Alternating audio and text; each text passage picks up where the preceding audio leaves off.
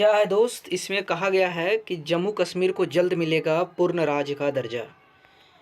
ये आर्टिकल है the economic times का है। इसमें कहता है कि चर्चा में क्यों है जम्मू कश्मीर का।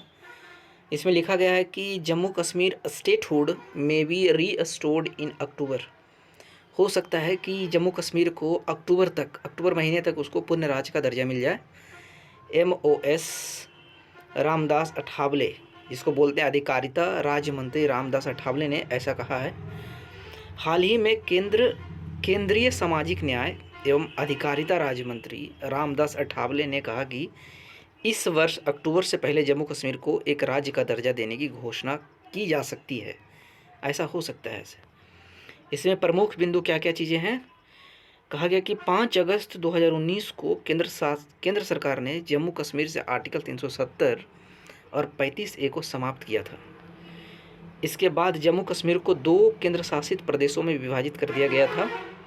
5 अगस्त 2024 को जम्मू कश्मीर से आर्टिकल 370 के समाप्त हुए 5 वर्ष पूरे हो जाएंगे।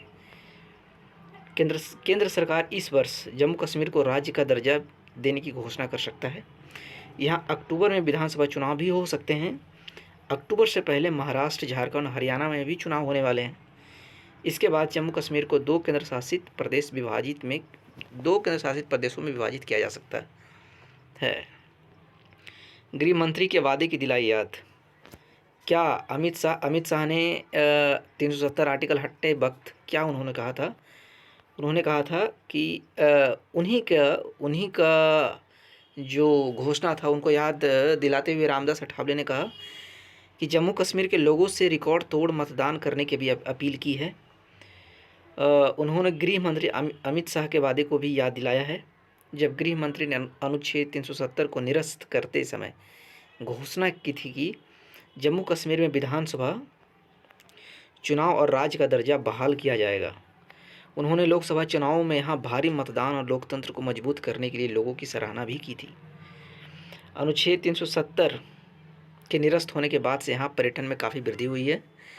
बहुत लोगों का यहाँ आगमन, घूमने वालों को कमी नहीं रहे हैं, घूमने वालों की संख्या यहाँ बढ़ी है, जिससे जम्मू कश्मीर का एक तरीके से पर्यटक के रूप में जो रेवेन्यू जनरेट हुआ है वो उसमें काफ़ी वृद्धि देखने को मिला है।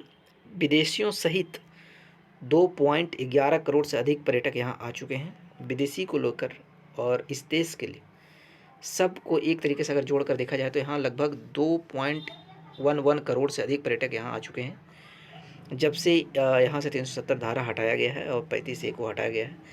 प्रशासन ने जम्मू कश्मीर में अनुसूचित जाति के छात्रों को 2 लाख से अधिक प्री और पोस्ट मैट्रिक छात्रवृत्ति और OBC छात्रों को 84,000 से अधिक छात्रवृत्ति भी दी है।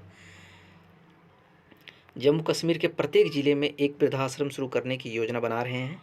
वर्तमान में जम्मू कश्मीर में 16 वृद्धाश्रम हैं। ये सारे जो विकल्प हमें दिखाई दे रहे हैं, ये सारे आर्टिकल 370 हटने के बाद कश्मीर में किया गया है ये सब काम।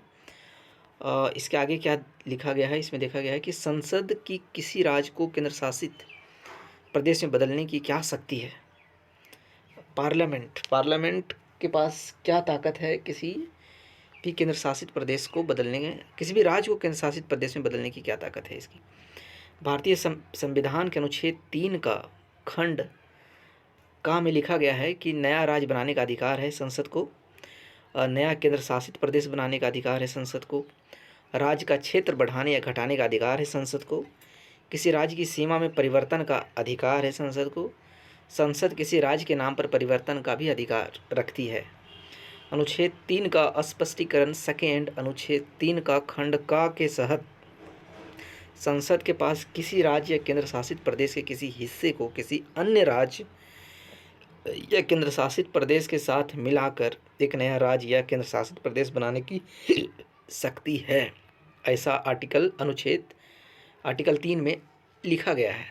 ये पावर कॉन्स्टिट्यूशन के तहत पार्लियामेंट को मिलता है। ऐतिहासिक पृष्ठभूमि क्या है, इसके इतिहास क्या बोलते हैं, इसके बारे में कश्मीर के बारे में कुछ हम हिस्टोरिकल फैक्ट पता कर सकते हैं, जानने का प्रयास करेंगे। वर्ष 1947 में स्वतंत्रता के समय जम्मू और कश्मीर राज्य ने पाकिस्तान या भारत में शामिल नहीं होने का फैसला किया था। जब देश आज़ाद हुआ था उस समय जम्मू और कश्मीर ना पाकिस्तान और ना भारत कहीं भी मिलने का उन्होंने इंटरेस्ट नहीं दिखाया था। लेकिन भारत ने इस फैसले का स्वागत किया था, लेकिन पाकिस्तान ने राज्य को सैन्य रूप से जोड़ने का प्रयास किया।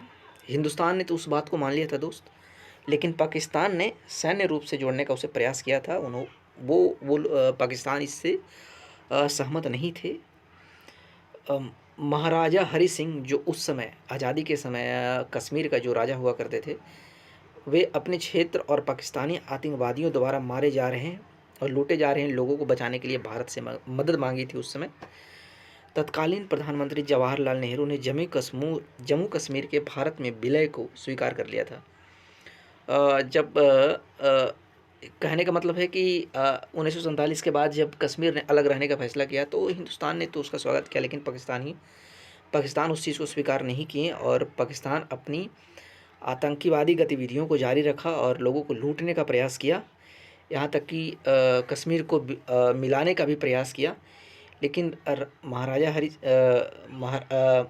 हरि सिंह ने पाकिस्तानी आतंकवादियों द्वारा जो भी क्रियाएं की जा रही थी उससे परेशान होकर उन्होंने भारत से विलय करने का विचार किया था। तो उस समय जो हमारे तत्कालीन प्रधानमंत्री जवाहरलाल नेहरू थे, उन्होंने विलय को स्वीकार कर लिया था। महाराजा हरि सिंह ने राज्य की स्वायत्तता के लिए कुछ रियायतों के साथ विलय पत्र पर हस्ताक्षर भी किए थे।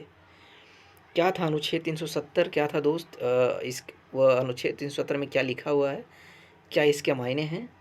अनुच्छेद 370 दरअसल भारत से जम्मू कश्मीर के संबंधों की रूपरेखा निर्धारित करता है। कहने का मतलब है कि अनुच्छेद 370 बताता है कि कश्मीर और हिंदुस्तान का रिलेशन कैसा है, इसके बारे में डिस्कस करता है। इसे भारत के संविधान में 17 अक्टूबर 1949 को शामिल किया गया था। अनुच्छेद 370 को भारत के कॉन्स्टिट्यूशन में 17 अक्टूबर 1949 को शामिल भी किया गया था। यह अनुच्छेद जम्मू कश्मीर को अपना संविधान खुद तैयार करने का अधिकार देता है। नवंबर 1956 में जम्मू कश्मीर में अलग संविधान का काम पूरा हुआ था। 26 जनवरी 1957 को राज्य में विशेष संविधान लागू भी किया गया था। राज्य का नाम और सीमाओं को इसकी विधायिका की सहमति के बिना बदला नहीं जा सकता था।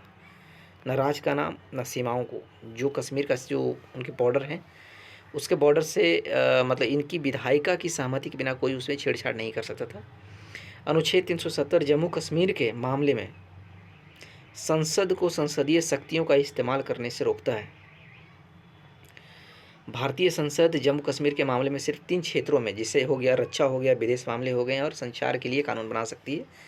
बाकी बिना संसदीय शक्ति, बिना सहमति के बिना, जम्मू कश्मीर की सरकार की सहमति के बिना इसमें और कहीं भी किसी प्रकार का कोई कानून नहीं बना सकती है, रक्षा, विदेश मामला और संचार मामले के अलावा। इनके अलावा किसी अन्य कानून को लागू करने के लिए केंद्र सरकार को राज्य सरकार की मंजूरी लेना बहुत ज़रूरी है। बिना राज्य सरकार की मंजूरी के बिना केंद्र शासित प्रदेश 3 क्षेत्रों को छोड़कर कहीं भी अपना कानून नहीं बना सकती है। अनुच्छेद 370 हटने से क्या बदला? जम्मू कश्मीर में 370 हटने से पहले क्या था, क्या क्या घटनाएं होती थी, क्या क्या चीज़ें था, अब 370 हटने के बाद क्या चीज़ें बदला वहाँ, जानिए क्या क्या बदला जम्मू कश्मीर में। पहले क्या था कि जम्मू कश्मीर को एक विशेषाधिकार था, अब 370 हटने के बाद कोई विशेषाधिकार नहीं है। उस समय दोहरी नागरिकता थी, अब एकल नागरिकता है। जम्मू कश्मीर के लिए अलग झंडा होता था, लेकिन अब वहाँ सिर्फ जो बाकी हिंदुस्तान में जो झंडे होते हैं, जो तिरंगा होता है, वहीं वहाँ भी झंडे का इस्तेमाल किया जाता है। आर्टिकल 356 लागू नहीं होता था, लेकिन आर्टिकल 356 अब लागू होता है हटने के बाद। आर्टिकल 360 लागू नहीं होता था, जो आर्थिक आपातकाल के बारे में बात करता है। अब 370 हटने के बाद आर्टिकल 360 लागू होता है, जो आर्थिक आपातकाल की बात करता है। अल्पसंख्यकों को कोई आरक्षण नहीं मिलता था, अब अल्पसंख्यक आरक्षण के लिए योग्य हैं, मांग कर सकते हैं, उन्हें आरक्षण दिया जाएगा। दूसरे राज्य के लोग जम्मू कश्मीर में ज़मीन या प्रॉपर्टी नहीं खरीद सकते थे, लेकिन 370 हटने के पास दूसरे राज्य के लोग भी अब जम्मू कश्मीर में ज़मीन और प्रॉपर्टी खरीद सकते हैं। 370 के पहले RTI लागू नहीं होता था दोस्त, अब RTI लागू होता है। विधानसभा का कार्यकाल 6 साल के लिए चलता था, लेकिन केंद्र शासित प्रदेश जम्मू कश्मीर में 370 हटने के बाद विधानसभा का कार्यकाल 5 वर्ष हो गए हैं, 6 साल से हटकर। इससे कुछ संभावित प्रश्न पूछे जा सकते हैं। केंद्र सरकार किस महीने तक जम्मू कश्मीर में विधानसभा चुनाव कराने की घोषणा की है? अक्टूबर, नवंबर, दिसंबर? आप जवाब देकर कमेंट बॉक्स में आप जवाब दें और कमेंट करें क्या इसका जवाब हो सकता है। हम इंतज़ार करेंगे आपका। धन्यवाद।